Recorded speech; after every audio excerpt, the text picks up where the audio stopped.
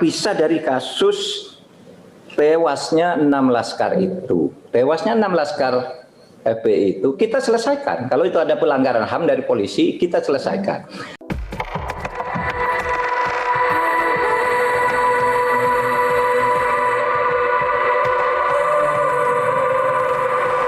Bismillah, Assalamualaikum warahmatullahi wabarakatuh. Yakusa, yakin usaha sampai. Ketika saya dihubungi melalui chat WA oleh Bu Siti Zuhro tentang acara ini, kita mau bicara masalah strategis kebangsaan dan solusinya, di mana saya diminta untuk menyampaikan masalah-masalah pokok dan lebih banyak mendengarkan. Oleh sebab itu saya akan lebih banyak mendengarkan dari teman-teman dari KAHMI semuanya yang sekarang akan menjadi narasumber. Saya juga sudah mendengar dari Bang Akbar Tanjung tadi, dari Pak Yusuf Kalla. Terima kasih Pak Yusuf Kalla, selamat datang kembali di Indonesia. Kami mengikuti perjalanan Bang Yusuf Kalla ke Afghanistan kemarin dengan sangat bangga gitu. Nah, saya begini, saya bicara masalah kecil saja dulu. Bahwa saya sebagai orang yang ada di dalam pemerintahan merasakan, membuat satu catatan kecil bahwa kita ini berada dalam situasi serba salah. Ya, ketika kita akan melakukan sesuatu ribut, ini salah katanya. Ketika mengikuti yang satunya, bahwa yang bilang salah ini yang benar, kita coba ikuti, salah lagi kata yang satunya. Sehingga terasa tidak ada benarnya kita ini. Beda dengan pemerintah yang dulu-dulu nampaknya lebih mudah ya kalau melakukan sesuatu, ya itulah kebijakan. Tapi sekarang ini polarisasinya dan pertentangannya semakin tajam. Oleh sebab itu, untuk menyelesaikan berbagai masalah itu, saya akan menyampaikan masalah aja gitu. Nanti tolong bagaimana cara menyelesaikannya. Ada 3 hal menurut saya. Banyak hal yang tidak bisa atau sulit diselesaikan di Indonesia ini di bidang politik, hukum, dan keamanan karena sebagai konsekuensi dari demokrasi. Ya, misalnya kita mengeluh bagaimana sih putusan pengadilan itu kok berpihak kepada koruptor gitu, misalnya. Nah, ini kan menjadi bukan urusan kita pemerintah gitu, itu kan urusan pengadilan. Tetapi tetap saja di dalam opini publik itu pemerintah sekarang ini mengalami kemunduran di dalam penegakan hukum karena koruptor sekarang itu diberi remisi semua dan sebagainya gitu. Nah, kita sudah jelaskan itu kan urusan pengadilan, menjadi wewenang lain. Kalau wewenang lembaga lain, kalau misalnya ada undang-undang tidak bagus atau ada rencana undang-undang yang oleh masyarakat dianggap tidak tepat, lah itu kan bukan pemerintah, itu kan DPR gitu. Oleh sebab itu, misalnya seperti undang-undang HIP, haluan ideologi Pancasila itu kan sikap pemerintah jelas, tidak setuju dengan rancangan undang-undang itu. Dan kita sudah nyatakan ke DPR gitu, bahwa kita tidak setuju sebuah rancangan undang-undang haluan ideologi negara yang meniadakan TAP MPRS, yang menyebut Pancasila menjadi Trisila, Ekasila, dan sebagainya. Lalu kesannya pemerintah itu mundur berbicara rancangan undang-undang haluan ideologi Pancasila. Padahal kita sudah menolaknya gitu. Nah, itu yang pernah saya katakan, kalau pemerintah itu seringkali tidak berdaya.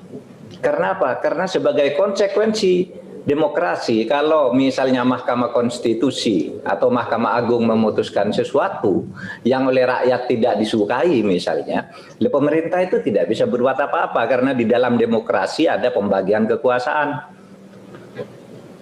Nah, inilah salah satu masalah yang selalu saya katakan kita ini menjadi serba salah gitu. Sama juga ketika penanganan masalah korupsi misalnya, KPK dianggap lemah, lalu pemerintah lagi yang yang dituding gitu.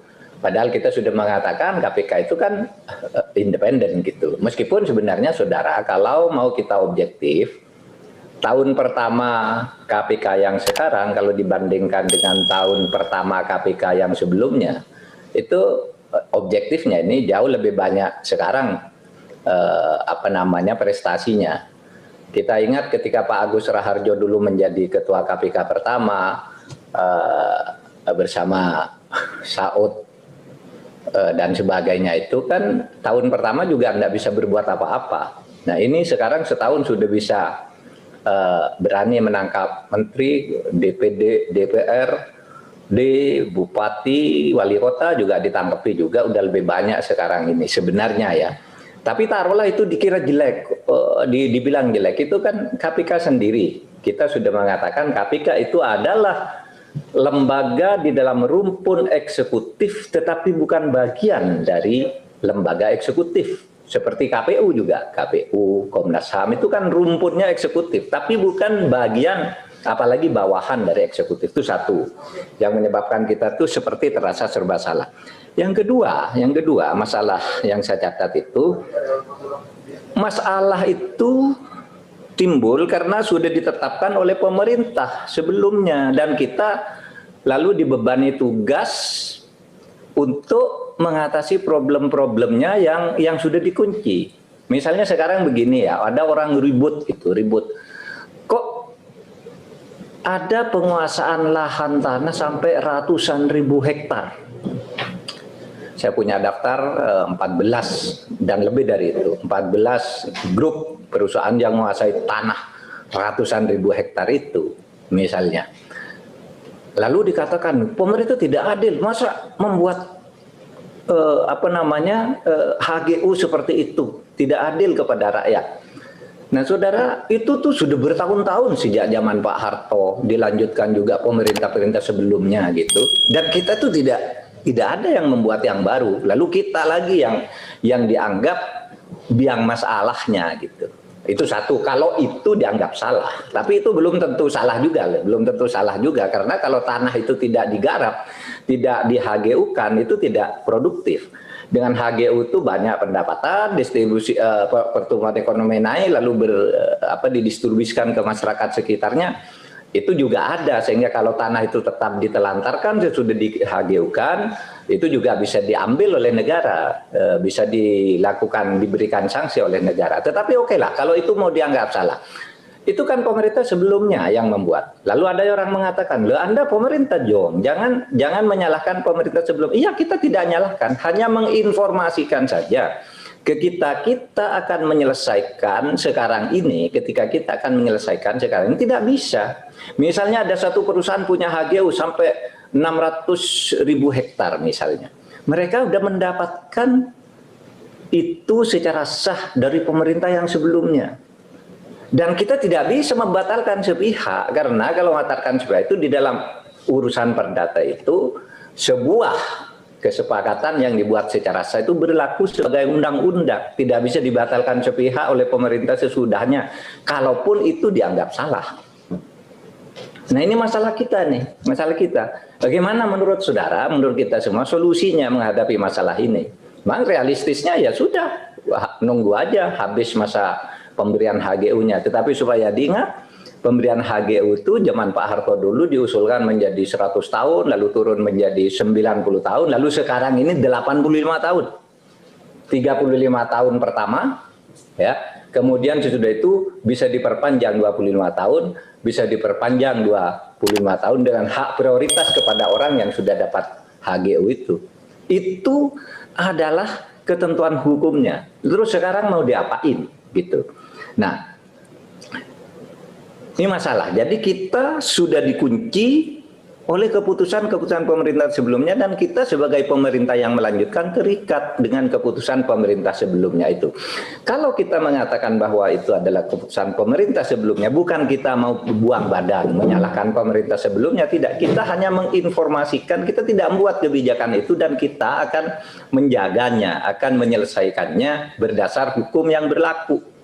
Nah, Lalu yang ketiga memang ada masalah politik, saudara. Jadi tadi masalah yang pertama, banyak masalah yang menjadi wewenang lembaga lain dan pemerintah tidak bisa berbuat karena bukan kewenangannya, seperti membatalkan putusan MA, putusan MK, putusan DPR.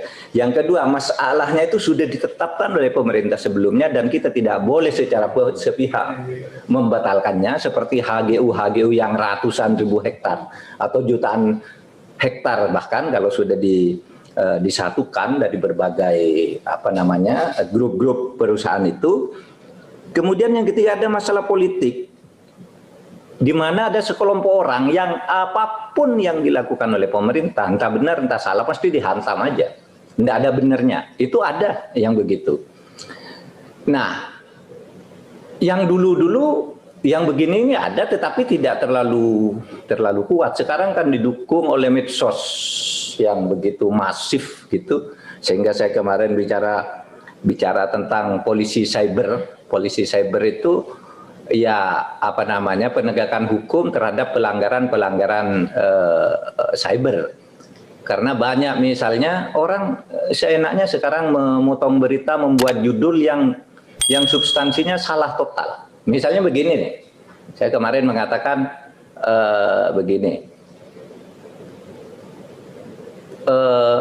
Untuk hukuman kepada koruptor yang dilakukan oleh menteri, KPK menyatakan tidak akan menggunakan ancaman hukuman mati karena alasannya dia bukan merugikan keuangan negara tetapi menerima suap dari orang lain, sehingga yang digunakan pasal 12A. Kalau suap itu bukan hukuman mati, itu kata KPK.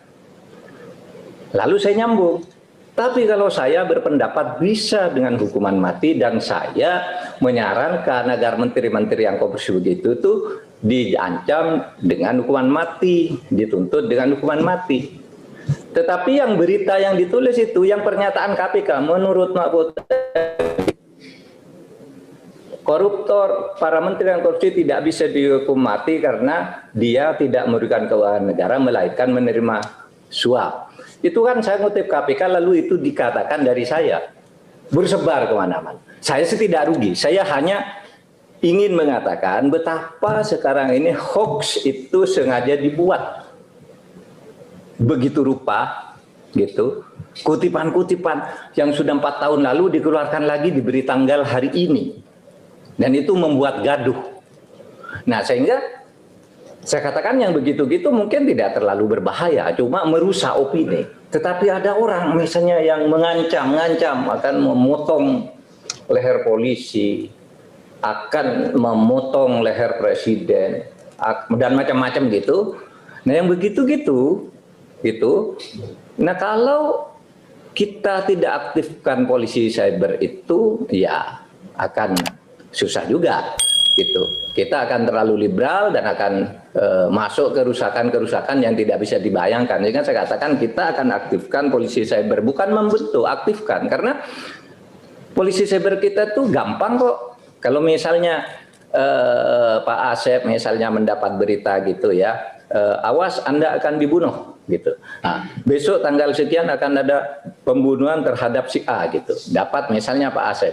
Itu kalau Pak Asep lapor ke polisi cyber kita, itu bisa ditemukan Pak Asep itu dapat dari nomor berapa, dari teleponnya siapa, HP-nya siapa itu dapat dari mana, HP-nya siapa dapat dari mana, sampai 1000 ke depan itu bisa ditemukan kok. Ini yang membuat pertama, itu bisa diambil.